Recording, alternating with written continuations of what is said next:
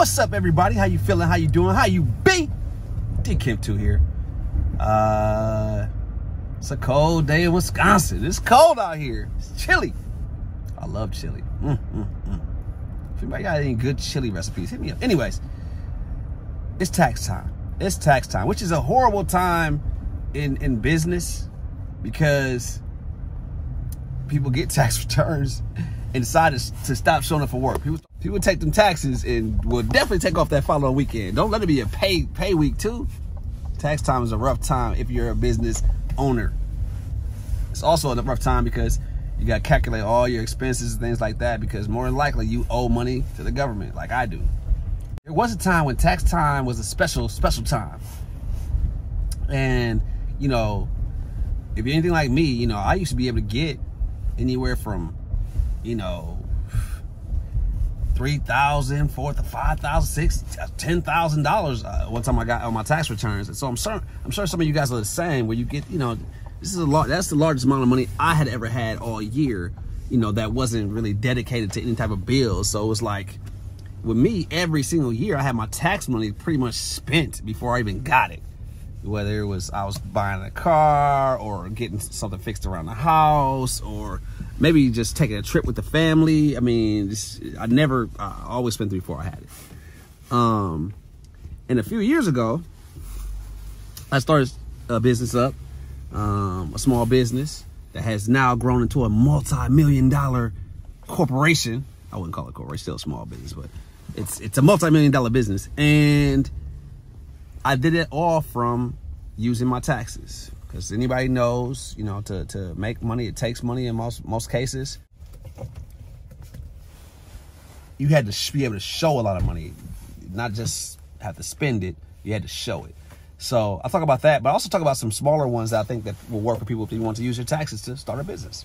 All right, stay tuned. All right, everybody, we back. Sorry, had to cut the last one short. But it's all about using your taxes, being smart with the money you have.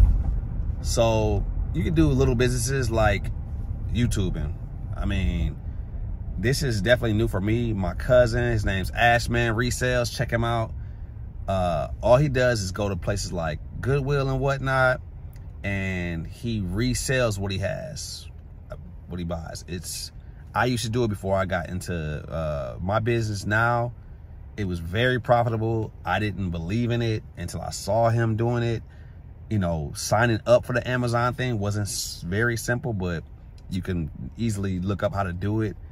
But once you are an Amazon seller, some of the things that they allow you to sell, you won't be able to initially. But over time, if you're a trusted seller, they'll let you sell anything you want to. And he literally just goes to Home Depots, Lowe's. He goes to, you know, garage sales, Goodwill, and what stuff he finds, he'll resell it on Amazon and make an absolute killing, a killing. You know, he has a very big, beautiful house. Cars are all fully paid off. His wife is no longer working. She does the business with him too. I mean, he supports his entire family off this. And he started just selling jeans off of Goodwill. You know, like, you know, he'd buy jeans for 50 cents and sell them for 20 bucks. You know, and on eBay and Amazon, and that's how he got started.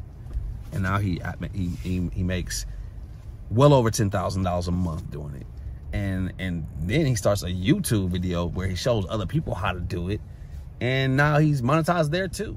So there's two ways right there where you can take your taxes and use the money, majority of it, to buy things that you can resell. It's very simple. Once you have the app on Amazon, all you'll do as a reseller is you'll scan a tag. You can go like to Lowe's into the clearance section, Home Depot.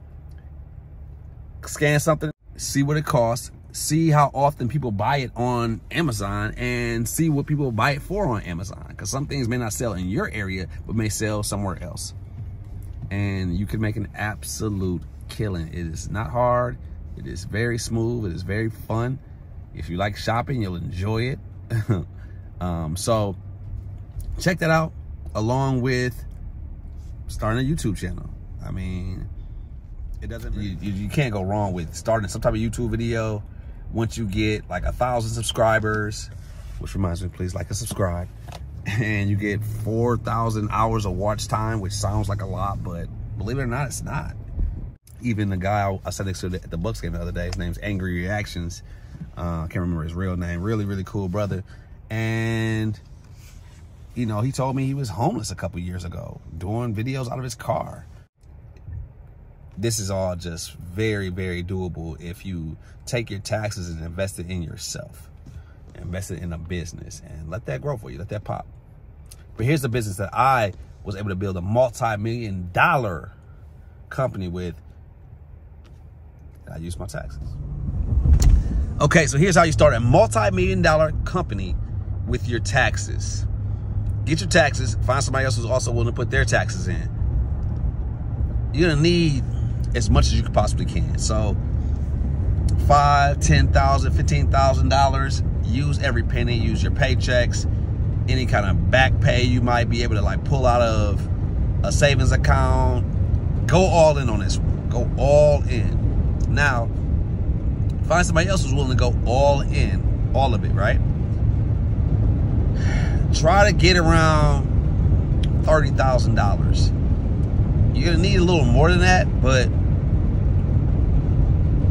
this is be totally fine for the start.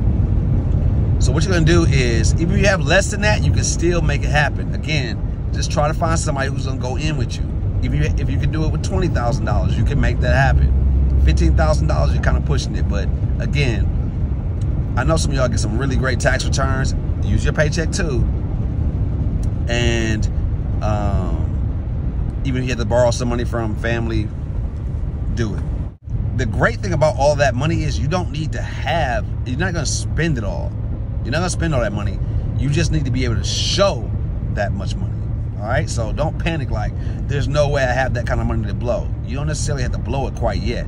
You might end up spending that over time, don't get me wrong, but that's something for later for us to talk about how you can like do other things like work your own home. But as far as getting up and running, one of the major things is that I use my taxes to start an adult family home, right? A 3 to 4 bedroom adult family home. My home happened to be 4 bedrooms, right? Now, when you do that, one of the main things they'll ask you for is the breakdown of the home and also how you plan on financing this whole adventure that you're ready to go on of taking care of other people. Because that's what an adult family home is. It's taking care of somebody who can't take care of themselves to the point where they need to be and live somewhere besides different from their home. When you partner up with somebody else and you both put in your taxes, at that point you have to go find a place, right? You don't need to buy the place. You can rent it, but you have to rent from somebody who's okay with you making modifications to the home and writing a letter that they know this is going to be used for business purposes. That may sound difficult, but it's not. Otherwise, if you guys can, like if you know somebody, like say you're a young person, say you're 30 years old and your parents are doing well, you can sell your parents on this idea and see if they'll go in with you. Maybe they have some retirement fund money that they can give to you. They're getting close to retirement, looking for a second income to come in. So if you sell this to them the right way, which that's what I had to do, I had to sell it to my partners and help them to understand this is a very legit business that you're going to go all in on and give it your all, and tell them this could, like 5 years from now, this could be a multi-million-dollar business. It took me less than that. So it's very, very, very doable if you're going to be dedicated to it. All right. So once you have that and you have a place, what you then need to do is apply for the adult family home in your area. That shouldn't be difficult. They usually have webinars and things like that. After that, you'll have to pay a fee to send in your application. That might be a couple $100s. You have to pay some fees to get your LLC up and running. You can go to like different things online, like Rocket Lawyer. It's really easy to start an LLC up. You just pay somebody some money, and they start the LLC. Start a name, you get a tax ID number, all that kind of stuff, right? You might even want to start a separate mailing address, like a P.O. box or something like that, if you're serious about doing this, because you know you're going to be all in when you start creating the LLC and stuff like that. Okay, after that, you guys might want to create a bank account together, a business bank account. You're gonna have to put some money in there. again, this is where you guys take your taxes and put it in there together. And cut the card up. Don't keep the card at all. Don't cut it up, but don't have it access to it, because the last thing you want to do is be spending that money. Leave that alone. All right. Now, once you've applied, it's gonna take about 3 to 6 months for them to get back to you. They might tell you did some things wrong. You got some work on. Not too many people can actually apply the first time and have everything right, but it'll take about 6 months. Once you get everything right, you might have to reapply, things like that. Then have them come out to your location. They'll come to your home and they will make it a licensed adult family home. It'll be wonderful. You'll love it. But that doesn't mean you're gonna start making money. You still have to connect with a management care organization to place people in your home. All right? That's probably the best way to get it. Now, here's where the money comes into play. Because when you apply to the state and to the management care organization, they'll want to make sure you can cover the operating costs. Because let's say you start a home and you're taking care of 4 people 24/7. You know, you might get a home rate where you're making, again, for the math side of it, let's say $200 a day. For some people, that's more than what they make at their home. Some people, that's less. For me personally, that's less than what we get at our homes. But let's say you're making $200 a day per member. You got 4 members. That's $800 a day. Fabulous. Well, off top, like $300 of that's going to go to the staff, just one of your staff members off top. Boom. And you may need a second staff member if you're dealing with people who are non-ambulatory or things like that. So just like that, you know, your amount of money you're bringing in a day is 75% of that is gone, right? So now you have to be really, really smart about how you're doing the rest of your business. But don't get it twisted. At the end of the day, with 4 beds and you're doing things the right way, you could probably make a solid extra $5,000 a month. That's very, very, very doable, especially if you're doing things the right way. Now, if you're staffing it a lot by yourself, you can definitely make a lot more money than that. You can make probably $10,000, because we just talked about how much staffing costs. But let's say you're paying a different staff, you're not staffing the home yourself, you know, you can make upwards of $5,000, $6,000, $7,000, you know, $8,000 on a great month. So you have to show them that you can cover the cost of doing business for at least 2 months, 60 days. So if we're saying the cost of doing business costs, you know, $10,000, you got to be able to show that you got $20,000 in the bank. Again, you don't have to spend it, but you have to be able to show it. That's where your taxes come into play. Take it, stack it, build a business for yourself. Get somebody else to get down with you. Once you have that first home, that first resident, do fabulous, do phenomenal, do amazing. Make sure the case manager, the team, the nurse, the family, the guardian, the payee, make sure the state, the guardian ad litem, everybody you dealt with is raving about you. How you act, how you listen, how you talk, how professional you are. Dress up. Like, every time I have a meeting with my case managers, like, I dress up every single time. It doesn't matter who they are. It could be a family, it could be a guardian, it doesn't matter. I make my team dress up, you know, for all meetings. And some of those meetings are really, really short. It's just a nurse coming in and check vitals. Dress up. Be presentable. Make sure you're doing fabulous greetings. And just have them feel the warmth of the home, you know. And the residents should be raving about you. The family should be raving about you. So make it more than just about, it can't be about the money, because it's way too hard for that. Make it about taking care of people the way you, not your mom, not your sister, not the way you want to be treated, you yourself. Treat people like that and they'll love you. They'll love being in your home. And when other opportunities come up for them to move or be with other people, or, you know, the case manager trying to move, oh, hey, let's get you closer to your family. They're like, this is my family. I'm not moving. No, I love it here. This is the best place I've ever been. I've had almost every one of my residents say that. Probably a solid 90% have said it. And the ones who haven't said it just came from different settings. They came from home settings, not like other group home settings. But anybody who came from another home said our home was the best home they've ever been at. So you want to strive for that. If you do that, the case manager teams, they're going to be calling you. They're going to be calling you, helping you to fill the rest of your beds. And then you can move on to the next home. Do it again, do it again, do it again. Before you know it, you will build a multi-million-dollar organization.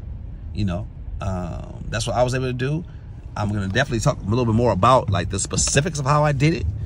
Just things you can do all the way around that helps to build your business to where they're beating down your doors, begging you to open more homes. Also catering to what the MCOs need. That's another big key. So we're gonna go over all of that. I'm gonna go over all that, but I just want to urge everybody, hey, it's tax time. You know, invest in yourself. Show yourself some love. There's a lot of different businesses you can put some money into. This is just one or two of them, but this is something that can grow into a life-changing opportunity for you, your family, your kids, your grandkids, to be able to pass on a multi-million-dollar business and only have been in business for a few years. Is just something that I never thought would be a reality. I never even shot for that. My goal was to make an extra $1,000 a month. That was my goal, me and my partners. We wanted to have like a total of 3 homes and hope to make, on the high end, like, man, $3,000 a month. That would just be fat. That would be life-changing for me. Would $3,000 a month be life-changing for you? I'm telling you, if it is, this time next year, if you invest your taxes, you will definitely be making $3,000 a month extra on top of what you're doing right now, if you're working as hard as you can to make this happen. All right, DKim2, like, subscribe, please. If you would like, I'm gonna try to answer all the comments. I know some people want me to talk to them directly. It's a little bit tougher for me. I don't want to be giving out my phone number and all that kind of stuff, but you can email me, dzayky@yahoo.com, and just put YouTube help, and I'll try to answer those questions and be at you. But like, subscribe, share. Let's make this happen, y'all. 2023 taxes. Build a business. Love.